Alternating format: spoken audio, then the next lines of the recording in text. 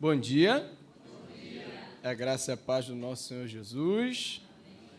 Olha, um convite é sempre uma oportunidade de gratidão. Então, eu começo agradecendo o convite, pastor Remi, a igreja que me recebe. Agora, quando o convite é recomendado por uma pessoa como Marcelo Moura, é um convite de honra. Eu me sinto muito feliz com essa indicação. Marcelo é um amigo que nos conhecemos em Recife, através do professor Valtair, e as boas conversas que rendeu lá naquela Assembleia da Convenção se tornou uma amizade. Eu pude indicá-lo para falar em Itacuruçá, o pessoal gostou, e é um amigo muito querido. Fico feliz com o convite e com a indicação. Eu convido você nessa manhã a abrir sua Bíblia. Eu quero ler apenas um versículo com vocês. Lucas, Evangelho de Lucas, capítulo 22, versículo 19. Lucas 22, versículo 19, o texto diz assim: E tomando o pão e havendo dado graças, partiu e deu-lhe, dizendo: Isto é o meu corpo, que por vós é dado. Fazei isto em memória de mim. Mais uma vez. E tomando o pão e havendo dado graças, partiu e deu-lhe, dizendo: Isto é o meu corpo, que é dado por vós. Fazei isto em memória de mim. Deus, esta é a Tua palavra e nós estamos diante dela com reverência, na certeza de que o Senhor fala por meio dela. Pedimos que o Teu Santo Espírito tenha liberdade de falar aos nossos corações nessa manhã. Os nossos ouvidos, os nossos corações estejam abertos para receber de Ti. Assim nós oramos em nome de Jesus. Amém. Nós conhecemos muito bem esse texto, essa cena do Evangelho. Talvez mais pela pintura do Leonardo da Vinci do que propriamente pelo texto bíblico. Aquele quadro, A Última Ceia, gerou inúmeras polêmicas em torno dele. O que é que possui? Há um mistério, teorias de conspiração em torno dessa cena que os evangelistas retrataram de um modo tão próprio, de um modo tão pessoal. O que nós temos aqui é Jesus reunindo seus discípulos para celebrar a Páscoa, a festa judaica que lembrava a passagem, a saída do povo de Israel do Egito para a liberdade ou para a conquista da terra de Canaã, como você preferir.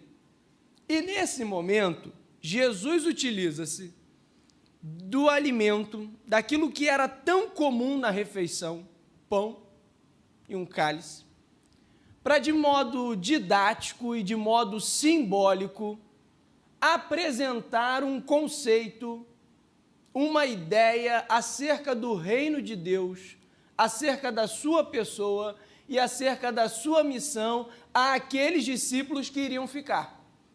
Nós sabemos que está próximo à consumação, ao momento de glorificação, ele vai partir. Este momento, então, é um momento de instruções finais. E Jesus, então, de um modo muito didático, instrui os seus discípulos acerca da sua missão e do seu reino.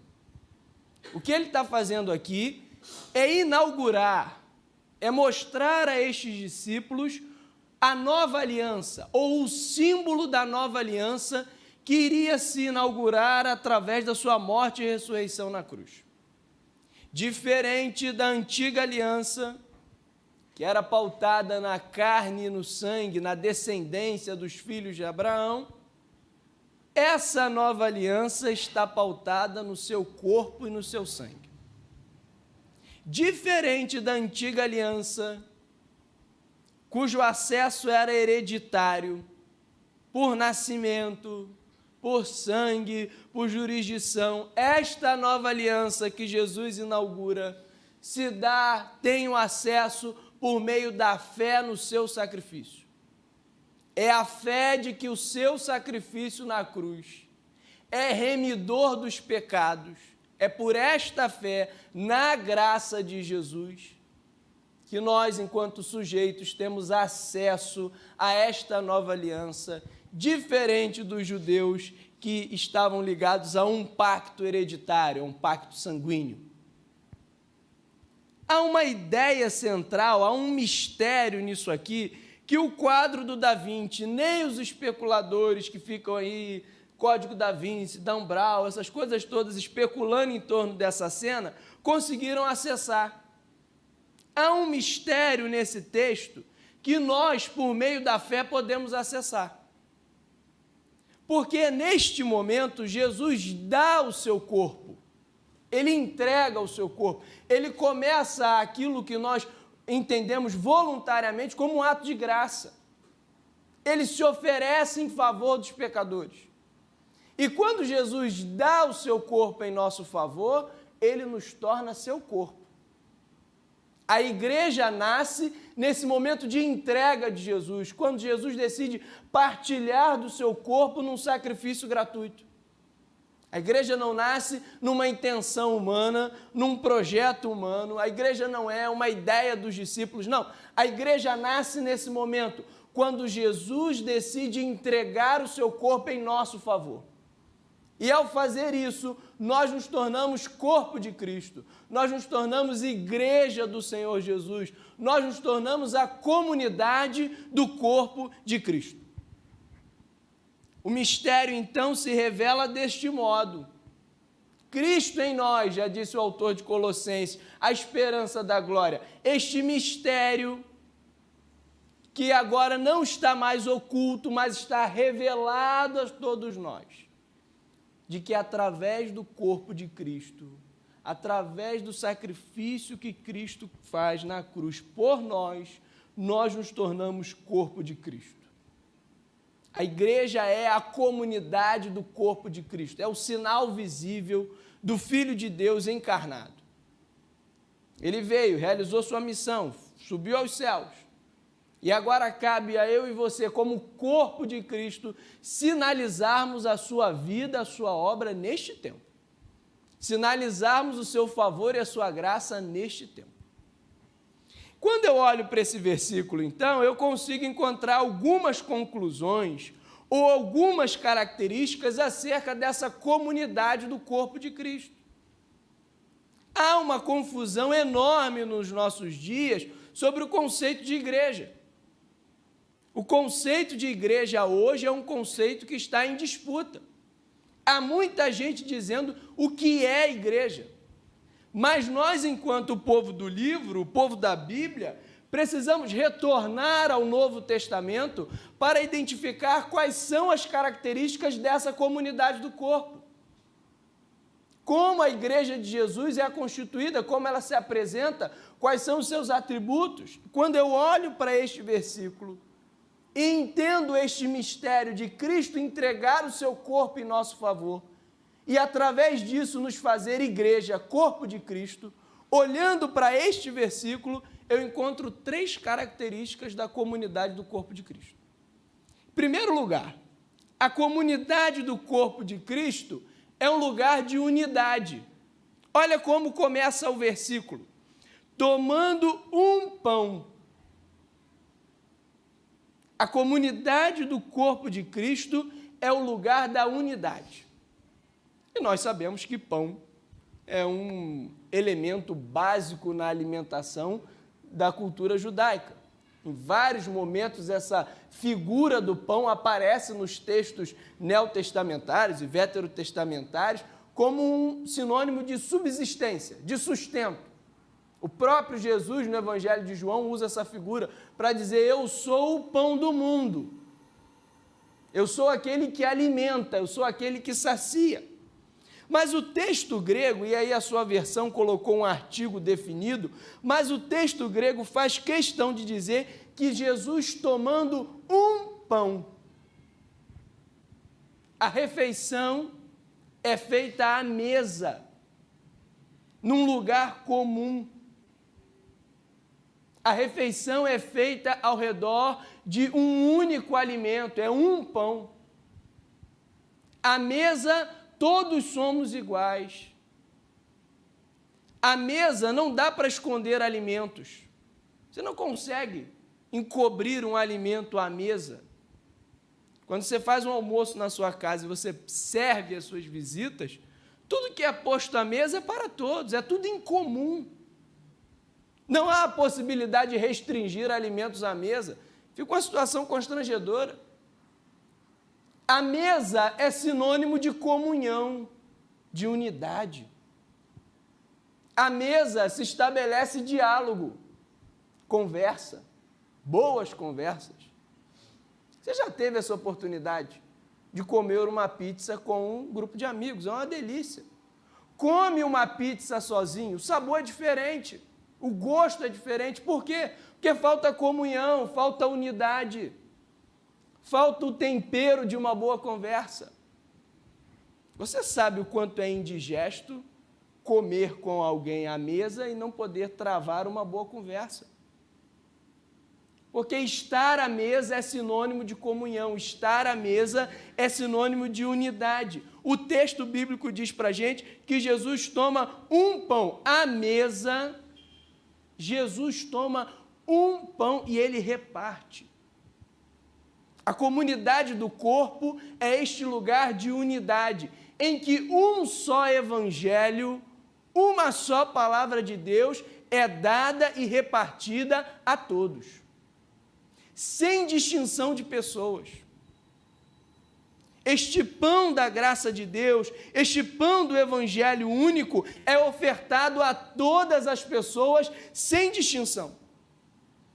Não é um pão inchado pelo fermento da maldade, mas é um pão único, coeso, que sinaliza um só projeto, que é o projeto da vontade de Deus. À mesa estamos em comunhão. Podem existir milhares de denominações.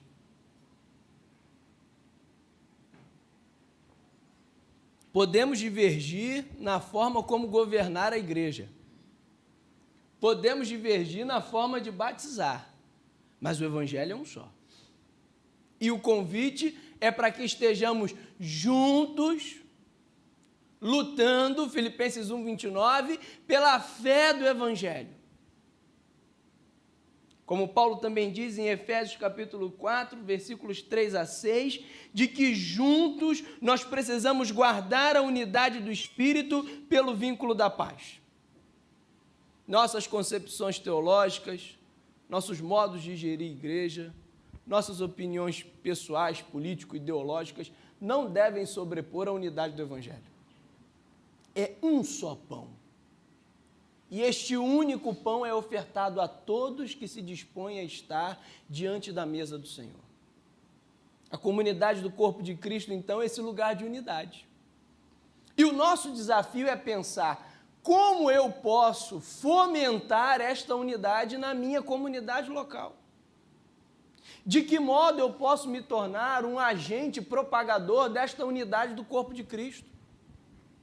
Porque muitas vezes o que parece é que nós nos colocamos adversariamente, contrariamente à unidade do corpo de Cristo. Quando num ambiente como esse nós desejamos colocar as nossas pressuposições, as nossas ideias, os nossos cargos à frente desta unidade. Quando eu leio este texto e vejo essa figura de Jesus tomando um pão ao redor desta mesa, eu compreendo que a comunidade do corpo de Cristo é um lugar de unidade. E eu não posso ser um empecilho para a unidade desse corpo. Eu não posso, de modo nenhum, colocar-me contra esta unidade que custou um preço tão caro que foi o sacrifício de Cristo Jesus. Há um único pão. Há um só evangelho. Há um só propósito em sermos igreja do Senhor Jesus. Há uma só visão de reino de Deus. Há uma só concepção bíblica acerca do que é ser igreja. E nós partimos dela, estamos unidos através dela. A comunidade do corpo de Cristo é um lugar de unidade. Há alimento para todos ao redor da mesa do Senhor. Mas, em segundo lugar, eu olho para esse texto e também consigo compreender que a comunidade do corpo de Cristo é um lugar de graça. Olha o que diz o versículo: e tomando um pão e havendo dado graças, partiu e entregou e deu. Isso era um costume judaico, antes de fazer as refeições, de louvar, de bendizer, de elogiar a Deus por aquela dádiva do alimento. E em seguida, Jesus toma esse pão, ele agradece, ele dá graças, ele louva. e parte esse pão, divide esse pão, entrega esse pão gratuitamente. A comunidade do corpo de Cristo é o lugar da graça de Deus. É o lugar onde nós temos a noção, ou temos a concepção, nós caímos em si, a ficha cai, de que nós não temos mérito nenhum neste processo. De que eu não posso me autossalvar. De que eu não tenho condições de me apresentar diante de Deus como um homem de moral ilibada, como um benemérito, como alguém que merece honrarias. Não! Eu chego diante desse Deus Todo-Poderoso que nós cantamos aqui, reconhecendo a minha condição de pecador, e que é por meio da sua graça que eu posso me aproximar diante dele e receber os benefícios desse sacrifício gratuito, desse sacrifício que nos torna dignos na sua presença, justificados na sua presença. A comunidade do corpo de Cristo é o lugar dessa graça de Deus, onde essa graça do Senhor se manifesta através das nossas palavras, dos nossos gestos, dos nossos relacionamentos, da vida que nós vivemos do lado de fora do portão. A comunidade do corpo de Cristo é o lugar em que a graça do Senhor opera de modo poderoso. É o sustentáculo da nossa reunião. É o que fundamenta a nossa caminhada, sermos conduzidos e sustentados pela graça do Senhor. E nós precisamos entender graça de Deus para muito além de um conceito teológico. Às vezes a gente fica sempre no cognitivo da coisa. Graça de Deus como uma ideia etérea. Mas nós precisamos nos apropriar desta graça de Deus. Apropriarmos-nos deste perdão que nos é oferecido pela graça do Senhor. Usufruímos das bênçãos que nos são proporcionadas pelo fato de sermos alcançados por essa graça de Deus. Graça de Deus que está presente ao longo de toda a narrativa bíblica. Graça de Deus que é essa livre iniciativa do próprio Deus em ir ao nosso encontro. Graça de Deus que não é influenciada por aquilo que eu faço ou por aquilo que eu sou. Graça de Deus que sustentou o ministério de Jesus do começo ao fim. Graça de Deus que é demonstrada no seu sacrifício, na sua entrega na cruz. Graça de Deus que vai conduzindo a nossa jornada enquanto igreja. Graça de Deus que é a única fonte de operosidade da nossa vida. Graça de Deus que nos fortalece e nos sustenta quando somos fracos em meio às nossas adversidades. Graça de Deus que distribui dons de modo livre a quem quer dentro do corpo de Cristo. É dessa graça de Deus que nós precisamos experimentar, nos apropriar, nos encharcarmos dela, de modo que a nossa vida seja reflexo da atuação dessa graça de Deus em nós. Nós não somos a comunidade da desgraça, nós somos o lugar da graça de Deus. Não somos nós que imputamos castigo às outras pessoas, não somos nós que imputamos condenação, não somos nós que estamos chicoteando, não. Para fazer isso, o diabo e o mundo já faz. Nós somos o lugar da graça de Deus. Nós somos o lugar em que a graça de Deus, através de tantos salvos e redimidos, vai sustentar fracos e caídos. Vai restaurar relacionamentos. Esse é o lugar em que as pessoas virão e serão restauradas por intermédio das nossas vidas, pela instrumentalidade das nossas vidas, mas pelo poder da graça de Deus. A igreja não é um lugar de imputar dor e castigo a ninguém, mas nós precisamos estar dispostos a acolher e servir as pessoas em favor, pelo amor, pela graça do Senhor Jesus, que é operada, que é instrumentalizada através de nós. Mas me parece hoje em dia que nós perdemos essa ideia. E a igreja hoje quer se tornar o juiz do mundo.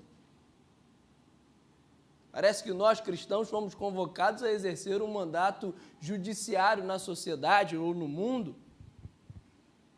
Não é para isso que Jesus chamou a gente. Nosso chamado é para sermos sinalizadores da graça de Deus, onde quer que estejamos. A comunidade do corpo de Cristo é o lugar da graça. Ele dá graças e ele parte, ele entrega. Essa graça de Deus faz com que nós não sejamos apegados a nada. A nossa vida está em missão. Nós somos partilhados por Jesus e entregues ao mundo para sinalizar da sua graça e do seu amor.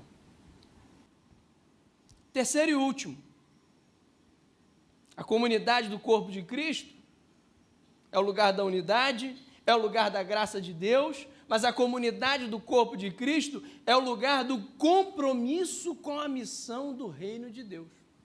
Olha como é que termina o versículo. E tendo tomado um pão, havendo dado graças, partiu e deu, dizendo: isto é o meu corpo, que por vós é dado, fazei isto em memória de mim. Dos 4 evangelistas que registram essa cena, apenas Lucas grava essa expressão: fazei isto em memória de mim.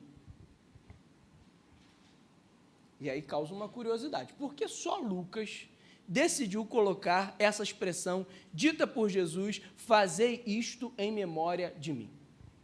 Nós temos uma ideia de memória, e dado pela nossa cultura que não valoriza a história, que não tem uma ideia de tradição respeitosa, nós temos um senso comum de memória como algo velho, desgastado, ou de memória como uma simples lembrança. Eu me lembrei quando eu tinha 5 anos, eu na praia com o papai, com a mamãe, a gente associou memória a vagas lembranças do passado. Mas para o mundo grego, memória não é isso. Para o mundo grego, memória é a lembrança do passado que motiva, que impulsiona, que gera um engajamento no tempo presente, a fim de que as atitudes, a fim de que o futuro seja forjado por essa consciência. Memória para o mundo grego, para o conceito grego, é reflexão do passado com vistas a atitudes dignas no presente. O que Jesus faz quando parte o seu corpo, quando entrega o seu corpo, quando nos comissiona a ser parte deste corpo, e ele diz: olha, façam isso em memória de mim, é um convite para uma ação missional. O que Jesus está fazendo é: olha, lembrem-se de tudo que vocês viveram, lembrem-se sempre desta aliança e vivam a vida de vocês a cada dia comprometidos com a missão do meu reino. Fazei isto em memória de mim. Fazer isto em memória de mim não é uma frase bonita que fica na frente da mesa de celebrar a ceia.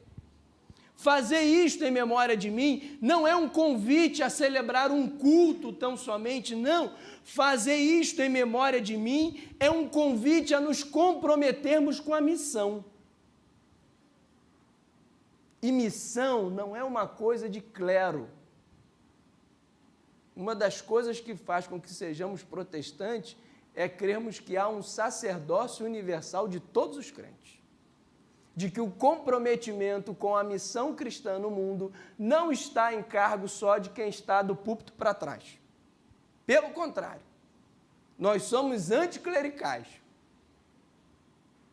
Mas me parece que nós estamos fazendo o caminho inverso, transferindo para as figuras ordenadas a única e exclusiva responsabilidade de dar sequência ou encaminhamento à missão cristã. Ele faz, eu não. Ele tem teologia, eu não tenho.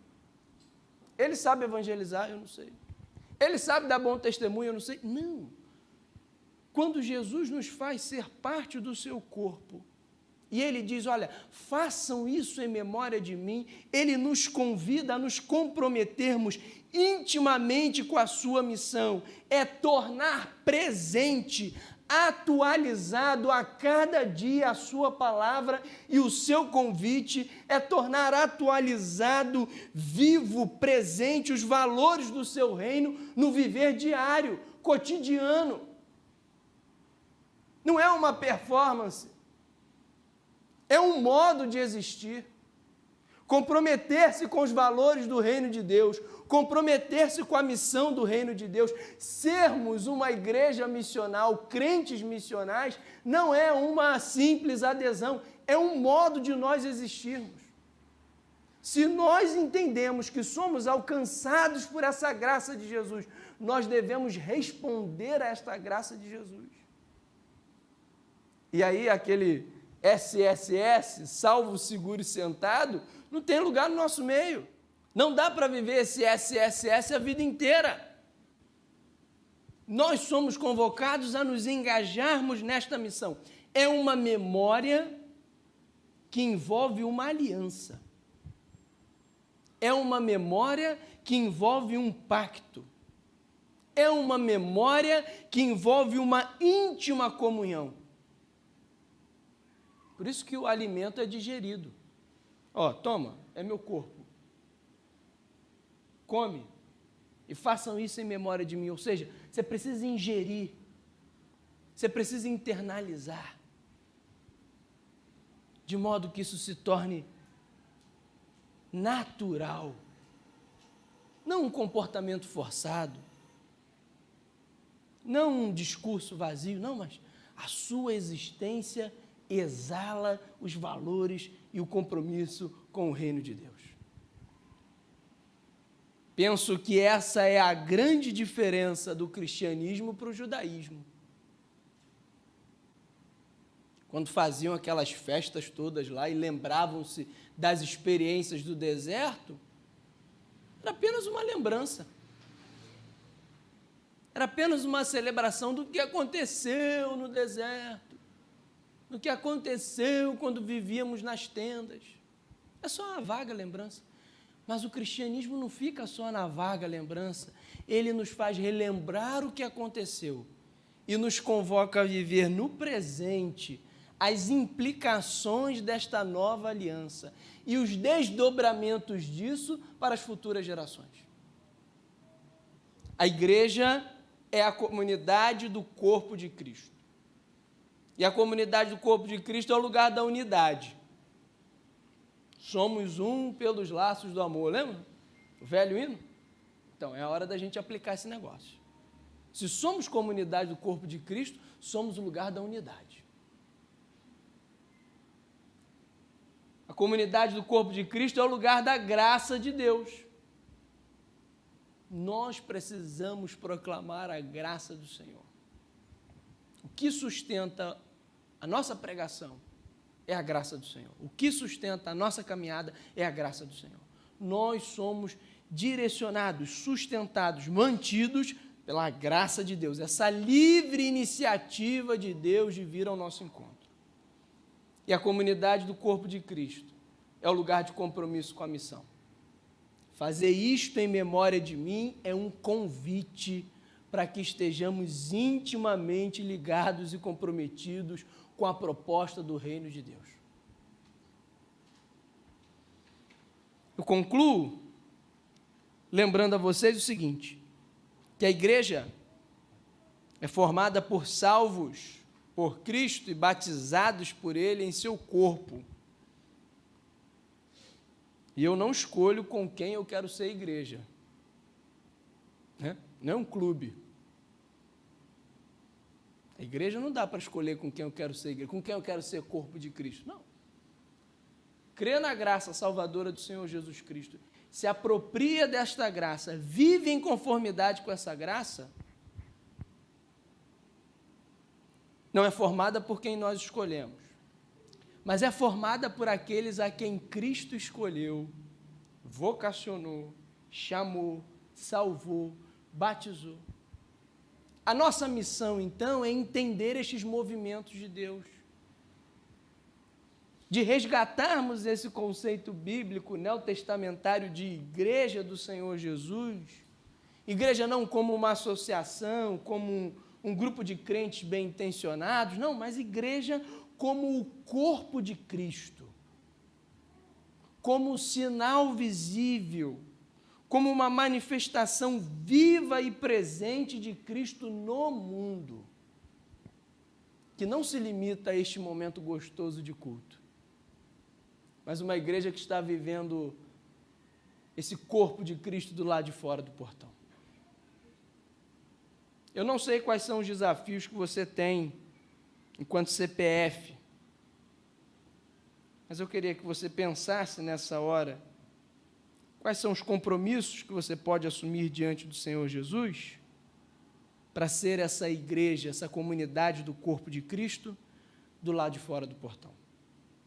De que modo essa unidade, essa graça e esse compromisso com o reino podem se tornar mais presentes na sua caminhada diária. O John Haggai escreveu um livro chamado Ouse Tomar uma Decisão. E ele falava sempre isso.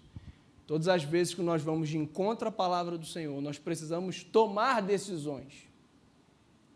E eu queria que você agora, aí no seu lugar, fechasse os seus olhos, curvasse a sua cabeça e pensasse, que compromissos práticos eu posso assumir diante da palavra do Senhor hoje? Entendendo que eu sou o corpo de Cristo e que esse corpo é um lugar de unidade, de graça e de compromisso com a missão. Começar pela sua casa, pelo seu local de trabalho, pelos seus negócios, pela sua família, pela sua clientela. De que modo esse corpo de Cristo pode ser sinalizado através de você de modo prático? Obrigado, Senhor, pela Tua palavra.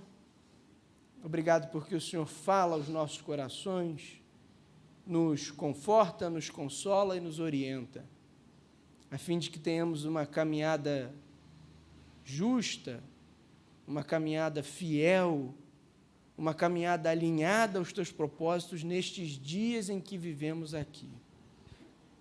Ajuda-nos, Senhor, a sermos cada vez mais a comunidade do corpo de Cristo. Ajuda-nos, Senhor, a viver de modo prático, verdadeiro, os valores do Teu reino. Que esta unidade possa ser cada vez maior, que a Tua graça possa ser exalada todos os dias através das nossas vidas, e que nunca percamos de vista o compromisso com os valores e com a missão do Teu reino. Nessa hora nós estamos diante de Ti, apresentando, ó Deus, os nossos corações, que o Teu Espírito possa ir aonde o pregador não pôde chegar, e que a Tua palavra produza frutos abundantes em nossas vidas. Assim nós oramos, em nome de Jesus. Amém. Que Deus nos abençoe.